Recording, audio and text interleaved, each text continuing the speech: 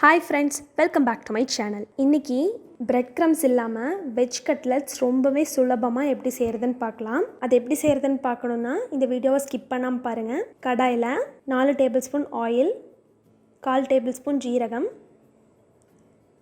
ஜீரகம் பொரிஞ்சதும் ஒரு சின்ன பீஸ் அளவுக்கு இஞ்சி, 2 பல்லு பூண்டு, ஒரு பச்சை மிளகாயை கட் பண்ணி வச்சிருக்கேன். அதை சேர்த்துக்கலாம்.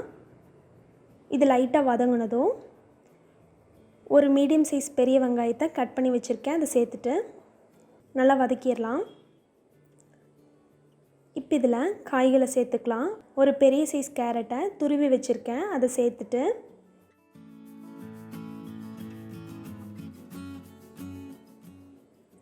ரெண்டு பீன்ஸ், 1/4 டேபிள்ஸ்பூன் உப்பு இதை சேர்த்துட்டு நல்லா கலந்து விட்டுறலாம். நான் தண்ணி எதுவும் சேர்க்கலை.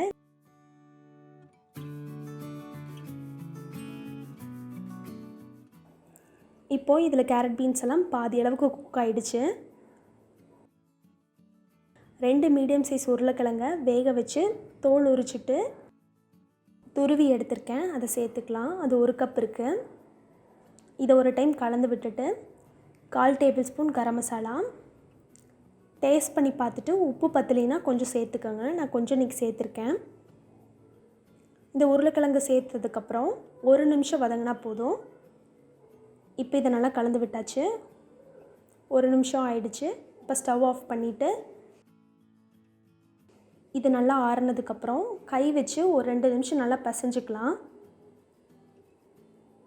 இப்போ நல்லா பிசைஞ்சாச்சு. இது சின்ன சின்ன உருண்டைகளாக உருட்டி எடுத்துக்கலாம்.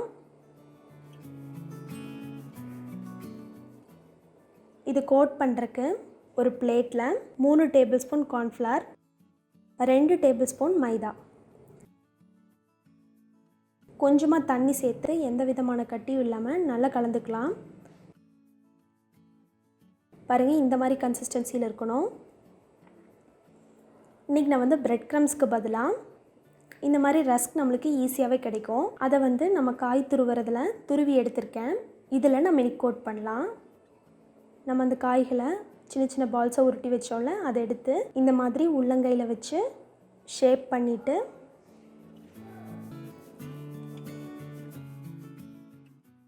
அந்த மாவில் கோட் பண்ணிக்கலாம்.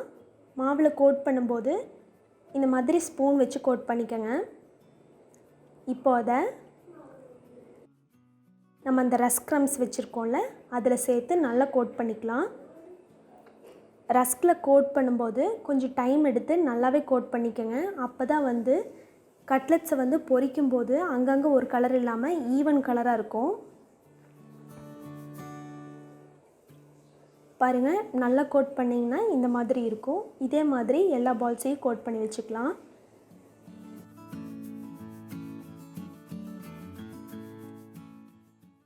இப்போ நான் எல்லா பால்ஸையும் கோட் பண்ணிட்டேன்.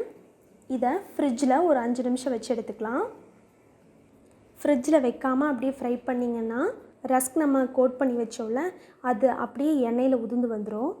அது வராமல் இருக்கணும்னா ஒரு 5 நிமிஷம் ஃப்ரிட்ஜில் வச்சுட்டு எடுத்த உடனே ஃப்ரை பண்ணிக்கலாம். கொஞ்சம் நேரம் வெயிட் பண்ணணும் அப்படின்னாலாம் அவசியம் இல்லை. இப்போ ஃப்ரை பண்ணுறதுக்கு ஆயில் ஹீட் பண்ணியிருக்கேன்.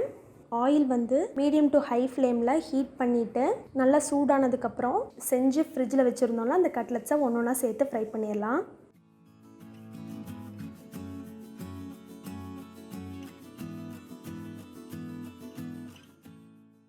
இப்போ ஒரு பக்கம் நல்லா வெந்து இந்த மாதிரி பொன்னிறமானதுக்கப்புறம் இன்னொரு சைடு திருப்பி போட்டு வேக வச்சிடலாம். பாருங்கள், கட்லெட்ஸ் ரெடி. நீங்கள் நெக்ஸ்ட் டைம் கட்லெட் செஞ்சிங்கன்னா இந்த மாதிரி ரஸ்க் யூஸ் பண்ணி செஞ்சு பாருங்கள். ரொம்பவே உங்களுக்கு பிடிக்கும். உங்களுக்கு இந்த வீடியோ பிடிச்சிருக்குன்னு நினைக்கிறேன். பிடிச்சிருந்தா இந்த வீடியோக்கு ஒரு தம்ஸ் அப் பண்ணுங்கள். நீங்கள் எங்களோட வீடியோஸை புதுசாக பார்க்குறீங்கன்னா எங்கள் சேனலுக்கு சப்ஸ்கிரைப் பண்ணுங்கள். கூடவே இருக்கிற பெல் ஐக்கானை கிளிக் பண்ணுங்கள். தேங்க்யூ ஃபார் வாட்சிங். இன்னொரு நல்ல இன்ட்ரெஸ்டிங்கான வீடியோவில் உங்கள் எல்லாத்தையும் மீட் பண்ணுறேன். பாய்.